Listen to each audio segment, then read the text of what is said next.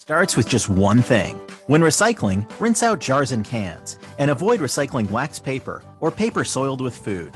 This will reduce recycling contamination. Find tips and more at onethingus.com. What's your one thing? Stay locked in on Armchair Quarterbacks Radio, always just moments away from the big play. There's Cunningham, dodges left, and puts it way downfield for Fred Barnett, who has the catch, and the race is on. There are no flags, a 95-yard touchdown. The ball just over the goal line of the Cowboys. Dorsett, single setback. Big opening for Tony Dorsett. Look out, he's got great speed. 99 yards and a half. Dorsett down the sideline, stays in bounds. Can you believe that? 99.5-yard run, I think, is the longest run in the history of the league. Here's Cunningham back to throw it and going deep, and he's got Morris, and there's the flag on the play, and Morris has got the pass, and it's in the end zone anyway. Touchdown. Just throw it as far as you can. Randy Moss is amazing. Randall Cunningham is amazing. This year, choose a yogurt that's right for you. With 2 grams of sugar per 5.3-ounce serving, Too Good Greek yogurt is too good to be true. So Delicious dairy-free yogurt and Silk yogurt alternatives are delicious plant-based swaps you can enjoy by the spoon or add to recipes. Oikos 000 yogurt and Light and Fit yogurt are tasty, non-fat yogurt options. So many flavors, varieties, and possibilities. Elevate any recipe and your everyday with yogurt. Shop at Target. To the ball game. Good morning, and welcome to Take Me Out to the Ball Game. Today we're going to do this really quick because, well, top of the hour, we've got Tony Agolini stopping by Gators and Golf, and it is Florida Gator Day on Gators and Golf. We are going to do the predictions and the breakdown of the Florida Gators along. He'll give us his SEC picks. He'll give us his college football picks. So we look forward to that. So let's go ahead and get rolling here on a beautiful Friday morning as a lot of things are going on in the world of sports. One of the big things that's going on in the world of sports is the Tennessee Titans, which, by the way, it'll be Tennessee Titan Day today on the Wake Up Y'all show at 8:30 Eastern with Justin Waller. Ryan Tannehill is in the COVID protocols. So, of course, they never really give you all the information because of the players' right to the players still have their rights as far as not letting you know about their illness. So whether he's actually got COVID or if he's just been exposed to COVID, bare minimum, he'll be in the protocol for 5 days. And so we'll see how this goes, but that is not good news for Titans fans. All right, Major League Baseball, let's hit the ground running with that. Last night, a lot of things went down in the world of baseball. One of them, the New York Yankees had a 6-0 lead. Remember, they're on that unbelievable hot winning streak. They took a 9-game lead into Atlanta. They won 2 in a row. They won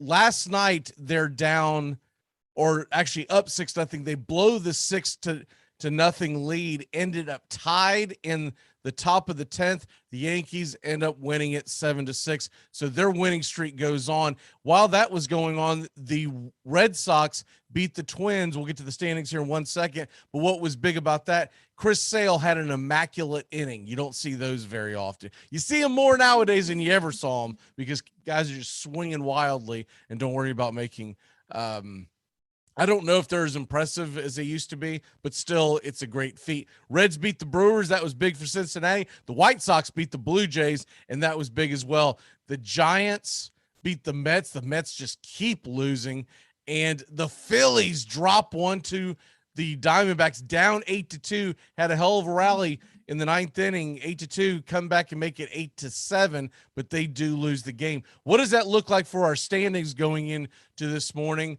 Well, okay, the Tampa Bay Rays, they are now 4 games in front of the New York Yankees, 7 games in front of the Red Sox heading into the weekend. We'll get into the matchups here in 1 second. White Sox still at a comfortable 9-game lead over Cleveland.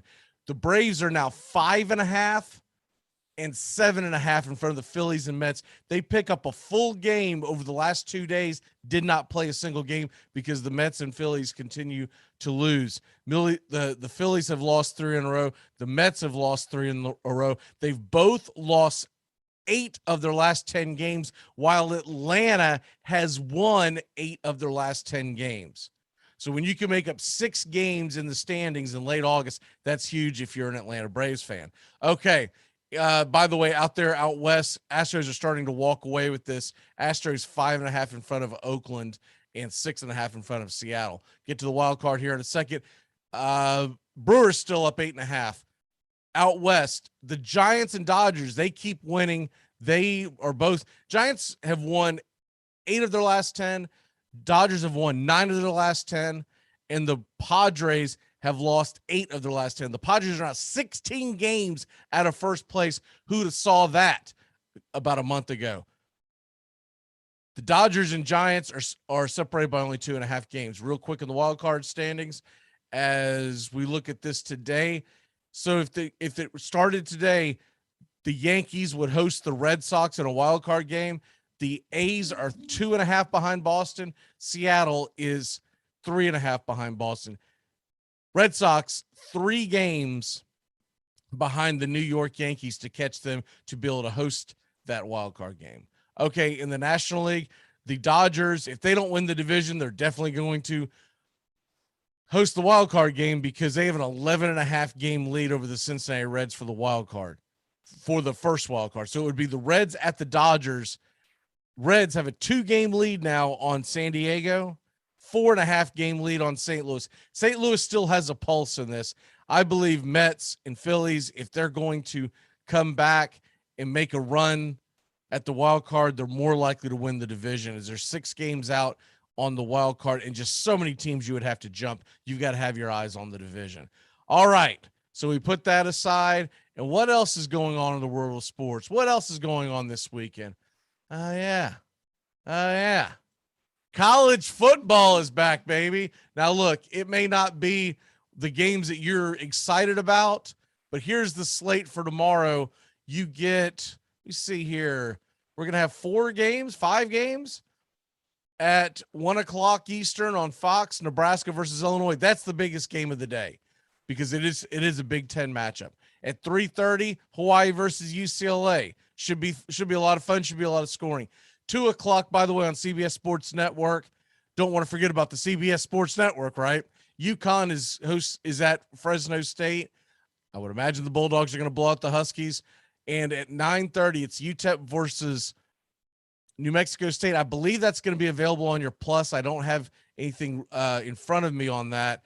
But at CBS Sports Network, if you're up late tomorrow night wanting to watch some college football, Southern Utah at San Jose State. San Jose State should beat the living hell out of them, but that's 5 games on the docket. Nothing that exciting. The next game you'll get will be Wednesday, UAB at Jacksonville State. All right, this date in history. On this date in 1918, so 103 years ago today on August 27th, Christy Mathewson, whose nickname was the Christian Gentleman, he resigns as the manager of the Cincinnati Reds and accepts the commission as captain for the chemical branch of the U.S. Army. It was a new branch in the U.S. Army. He was going over to fight World War I. Now, why is this significant? First of all, he joins with Ty Cobb. Ty Cobb goes with him. Over in France, during a training exercise, Christy Mathewson accidentally gets gassed. And when he gets gassed, he ends up getting tuberculosis from it. And so with all that being said, that would end up essentially be the downfall and the demise of Christy Mathewson.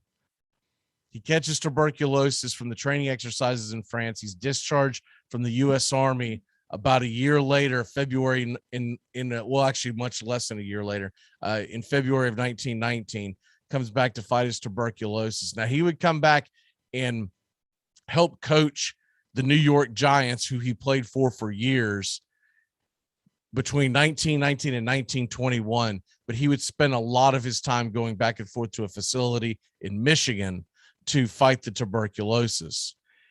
He finally returns to baseball in 1923 because he and a attorney for the New York Giants, Emil Fuchs, buys the Boston Braves. They put together a group to buy the Boston Braves, and it was going to be looked upon that Christy Mathewson was essentially going to run that show, but the tuberculosis got the best of him. 2 years later, he dies at the age of 45. He finishes with 373 wins, 188 losses. So a 373, 188 record lifetime. His lifetime ERA is 2.13.